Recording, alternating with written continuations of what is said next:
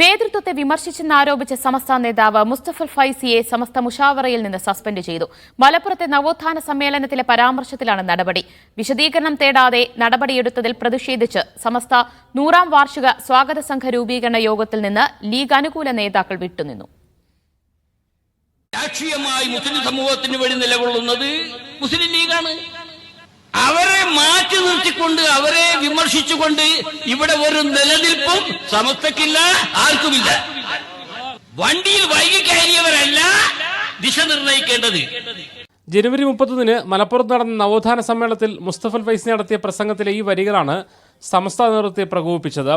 വൈകി വന്നവരെന്ന പരാമർശം സമസ്ത പ്രസിഡന്റ് ജിഫ്രി തങ്ങളെ ഉദ്ദേശിച്ചാണെന്ന് ഇന്ന് നടന്ന മുഷാവറ യോഗത്തിൽ ചിലർ ഉന്നയിച്ചു. ഇതിനെ തുടർന്ന് അന്വേഷണ വിധേയമായി മുസ്തഫൽ ഫൈസിയെ മുഷാവറയിൽ നിന്ന് സസ്പെൻഡ് ചെയ്യുന്നതായും നേതൃത്വം അറിയിച്ചു. വിശദീകരണം ചോദിക്കാതെ നടപടിയെടുത്തതിനെ പല മുഷാവറ അംഗങ്ങളും ചോദ്യം ചെയ്തെങ്കിലും സമസ്തയുടെ തീരുമാനമെന്ന് പറഞ്ഞ് ചർച്ച അവസാനിപ്പിക്കുകയായിരുന്നു. ഏകപക്ഷീയമായ നടപടിയിൽ പ്രതിഷേധിച്ച് ലീഗ് അനുകൂല നേതാക്കൾ ഉച്ചയ്ക്ക് ശേഷം സമസ്ത ഓഫീസിൽ നടന്ന 100ാം വാർഷിക സ്വാഗതസംഘ രൂപീകരണത്തിൽ നിന്നും വിട്ടുനിന്നു. മുഷാവറ അംഗം ഡോക്ടർ ബഹാവുദ്ദീൻ നദ്വി, പോഷക സംഘടനാ നേതാക്കളായ യു ഷാഫി ഹാജി, മായിൻ ഹാജി, നാസർ ഫൈസി കൂടത്തായി തുടങ്ങിയവർ പരിപാടിയിൽ നിന്ന് വിട്ടുനിന്നു. പരിപാടിയിൽ പങ്കെടുക്കുമെന്ന് അറിയിച്ച സാദഖലി ശിഹാബ് തങ്ങളും പരിപാടിക്കെത്തിയില്ല. ആഭ്യന്തര തർക്കങ്ങൾക്ക് ഒരു പരിധിവരെ പരിഹാരമുണ്ടായെന്ന ഘട്ടത്തിലാണ് പുതിയ നടപടിയും വിട്ടുനിൽക്കലും. സമസ്തയിലെ ആഭ്യന്തര പ്രശ്നങ്ങൾ വീണ്ടും ചർച്ചയാകുമെന്ന സൂചനയാണ് പുതിയ സംഭവവികാസങ്ങൾ നൽകുന്നത്. മുഹമ്മദ് അസ്ലം, മീഡിയ 1, കോഴിക്കോട്.